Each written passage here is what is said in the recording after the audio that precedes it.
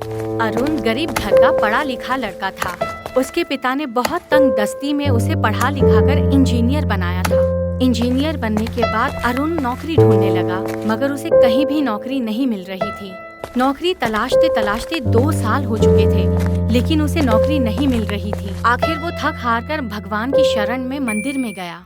भगवान, मैंने दिलो जान से तुम्हारी पूजा और अर्चना की है, फिर भी मुझे नौकरी क्यों नहीं मिल रही है भगवान।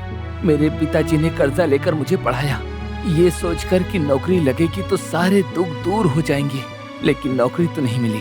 पर हाँ, पापा के ताने जरूर सुबह शाम मिल जाते हैं। अब आप ही बताइए भगवान, मैं क्या करूं? मुझे लगता है कि मेरी ये हालत देखकर आपको मजा आ रहा है भगवान। क्या आपकी पूजा करने का यही नतीजा है? अगर पूजा करने से भी परेशानी मिलने वाली है तो आज के बाद मैं आपकी पूजा कभी नहीं करूंगा भगवान। गुड बाय भगवान। अरुण भगवान से नाराज होकर मंदिर से निकलकर घर पर पहुंच जाता है। आवारागर्दी करके आ गए महाराज। मुझे तो लगता है कि तुम्हारी नौकरी करने की इच्छा ही नहीं है। पड़ोस वाले शर्मा जी के बेटे को तो इंजीनियरिंग खत्म करते ही नौकरी मिल गई, और एक तुम हो कि 2 साल हो गए मक्खियाँ ही मार रहे हो। पापा, मैं कोशिश तो बहुत करता हूँ, मगर पता नहीं कि मुझे नौकरी क्यों नहीं मिल रही है। झूठ बोलता है तू। मुझे तो लगता है कि नौकरी ढूंढने के बजाय तू अपने आवारा दोस्तों के साथ घूमने के लिए निकल जाता होगा। मुझे दुख हो रहा है पापा कि आप भी मुझे नहीं समझते। अरुण नाराज होकर अपने कमरे में चला जाता है। भगवान, अगर नौकरी नहीं देनी थी तो कोई बात नहीं थी, पर बाप तो ढंका दे देते, कम से कम ताने तो नहीं सुनने को मिलते। पर ये मैं किससे फरियाद कराऊं? भगवान से? अरे उसी ने तो मेरी किस्मत काली स्याही से लिखी है। नहीं मानता मैं किसी ऐसे भगवान को जिसने मेरा जीना हराम कर रखा हो। फिर रात के वक्त अरुण अपने बिस्तर पर पड़ा सोच रहा होता है। कॉलेज के दिनों में मैंने कई अच्छी कहानियां लिखी हैं, क्या उसे किसी पब्लिशर्स के पास भेज दी जाए? अगले दिन अरुण अपनी लिखी हुई कहानियाँ कुछ राइटिंग एजेंसीज को ईमेल कर देता है। कुछ महीने के बाद उसे एक फोन आता है।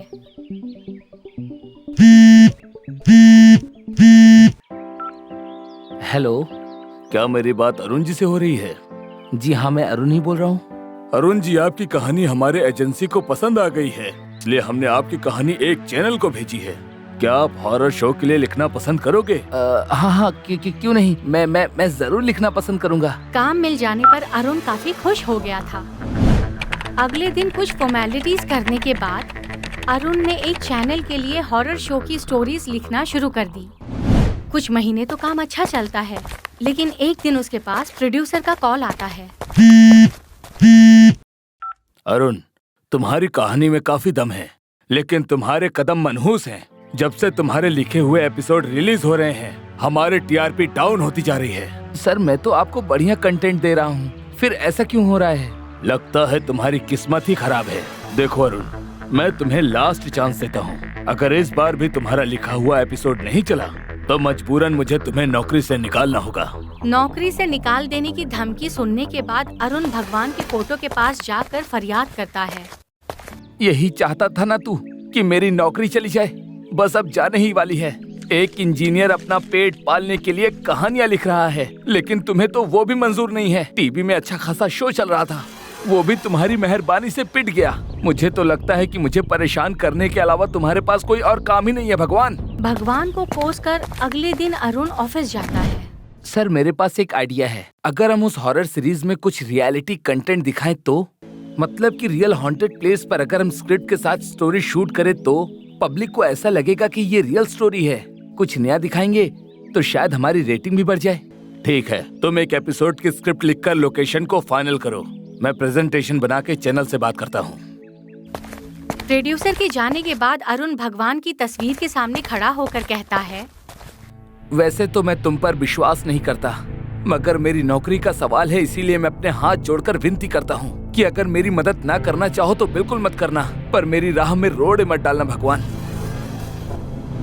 4 दिन बाद अरुण स्क्रिप्ट और प्रेजेंटेशन तैयार करके प्रोड्यूसर के साथ चैनल वालों से मीटिंग कर रहा होता है। हाँ तो मिस्टर अरुण, बताइए कि आपने क्या प्रेजेंटेशन तैयार किया है। प्रोजेक्टर स्टार्ट होते ही जैसे ही अरुण ने पहली स्लाइड पर क्लिक किया तो वो बिल्कुल ब्लैंक हो गई। ये देखकर अरुण सहम जाता है। उसके बाद उसने कई बार प्रोजेक्टर को ऑन करने की कोशिश की, लेकिन फोल्डर ब्लैंक के ब्लैंक ही रहा। ये क्या मजाक है? यही दिखाने के लिए मुझे इतनी रिक्वेस्ट कर रहे थे। मुझे तो लगता है कि तुम राइटर हो ही नहीं। खामखा मेरा टाइम वेस्ट कर दिया। इतना कहकर चैनल पर्सन वहाँ से चला जाता है। अरुण, वाकई में तुम निकम्मे हो। तुम्हारी वजह से ये शो मेरे हाथ से चला गया, और हाँ, तुम्हारी नौकरी भी। Good bye. प्रोड्यूसर की बात सुनकर अरुण गुस्से में लाल पीला होकर सीधा मंदिर में पहुँच जाता है। मुझे फिर से बेरोजगार देखकर तो बहुत खुश हुए होगे ना भगवान। क्या मेरी गलती यही थी कि मैंने तुम पर भरोसा किया, और तुम हो कि मेरा हर पल बुरा ही करते हो। अरे तुम तो कंप्यूटर से भी तेज काम करते हो। मेरे सोचने से पहले ही मेरी नौकरी खा गए। भगवान को खरी खोटी सुनाकर जब अरुण अपने घर पर आता है तब उसकी गर्लफ्रेंड निशा का कॉल आता है। अरुण, अब हम कभी नहीं मिलेंगे। क्यों? क्योंकि मैंने तुम्हें तुम्हारा करियर सेट करने के लिए काफी वक्त दे दिया, मगर तुम सेट ही नहीं हो पाए। अब मुझे कभी मिलने की कोशिश मत करना। Good bye. निशा का कॉल कट होने के बाद अरुण मायूस हो जाता है और भगवान को कोसने लगता है। आखिर तू क्या चाहता है भगवान? मेरी नौकरी तो बार बार छीन ही लेता है, अब छोकरी भी छीन ली। नौकरी और छोकरी दोनों छूटने की वजह से अरुण रात में रोता हुआ सो जाता है। अगले दिन सुबह जब वो अपने कंप्यूटर पर बैठता है तो उसे एक ईमेल नजर आता है जिसमें जॉब ऑफर के बारे में लिखा था और उसे शाम को इंटरव्यू के लिए बुलाया था।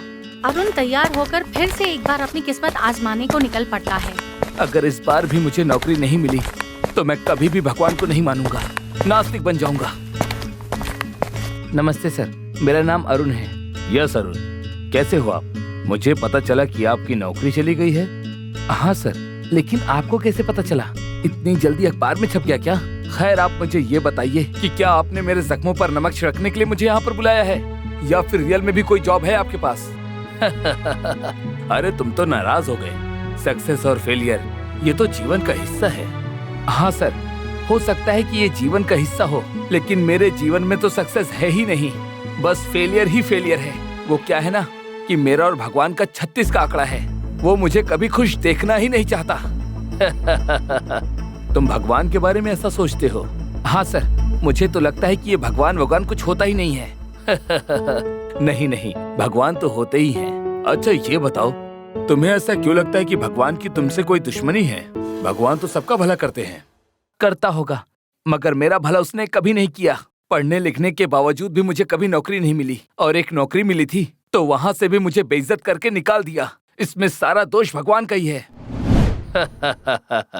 अच्छा, तो तुम्हें लगता है कि तुम्हारी सारी परेशानियों का दोषी मैं ही हूँ? मैं आपकी नहीं, भगवान की बात कर रहा हूँ। हाँ वही तो, मैं भगवान ही हूँ। देखिए सर, भगवान नाम रख लेने से कोई भगवान नहीं बन जाता। और हाँ सर, मैं पहले से ही बहुत परेशान हूँ, मुझे और परेशान मत कीजिए। मैं तुम्हें परेशान नहीं कर रहा, मैं सच में भगवान हूँ। बुरा ना मानो तो एक बात कहूँ? कहो। तुम्हारा जब भी बुरा होता है तो तुम मुझे ही कोसते हो, ऐसा क्यों? यार, तुम बात तो ऐसी कर रहे हो कि जैसे तुम सचमुच भगवान हो। अगर तुम सच में भगवान होते ना तो मैं भगवान को कोसने की सारी वजह तुम्हें बता देता। देखो, सृष्टि के सारे प्राणियों के साथ जो कुछ भी होता है वो उसके कर्म और उसके भाग्य में पहले से ही लिखा होता है। सर, बात तो तुम भगवान जैसी ही कर रहे हो, पर अगर तुम सचमुच भगवान हो तो फिर बुरा होने से पहले रोक क्यों नहीं देते? बताता हूँ। सुख और दुख तो एक सिक्के के दो पहलू हैं। दुनिया का संतुलन बनाए रखने के लिए ये सब करना पड़ता है। दुनिया में अनगिनत लोग हर पल मुझसे कुछ न कुछ मांगते ही रहते हैं। तुम देखना चाहोगे? वो देखो। हे भगवान, मुझे नौकरी दिला दो। भगवान, मेरे पापा की जान बचा लो। ओह गॉड, सेव योर चाइल्ड। हे भगवान, मेरे पति की जान बचा ले भगवान। जिस नौकरी के जाने का तुम्हें इतना दुख है, पता है उस नौकरी के लिए लोगों ने मुझसे कितनी प्रार्थना की थी? हो सकता है कि उसमें से किसी की प्रार्थना पूरी हो गई हो और तुम्हारी नौकरी चली गई हो। हर आदमी बॉस की कुर्सी पर बैठना चाहता है। अगर मैं सबको बॉस बना दूंगा तो बाकी के काम कौन करेगा? सब मुझसे आस लगाए बैठे हैं। अगर तुम भगवान हो तो तुम्हें तो सबका काम करना चाहिए। नहीं वत्स, तुम्हारे नसीब में जो लिखा है वो तो भुगतना ही पड़ेगा, वो चाहे सुख हो या फिर दुख हो। मैं समझ गया भगवान, हर इंसान को कर्म करना चाहिए, फल ऊपर वाला देगा। आज से मैं भी कड़ी मेहनत करूंगा, क्योंकि मेहनत करने वाले की कभी हार नहीं होती। तुम्हारी बात सुनकर मैं अति प्रसन्न हुआ वत्स। अरे बाप रे, तुम तो सचमुच भगवान हो। कल्याण हो। इतना बोलकर भगवान मुस्कुराते हुए अंतर ध्यान हो जाते हैं। फिर अरुण नए काम की तलाश में खुशी खुशी जुट जाता है।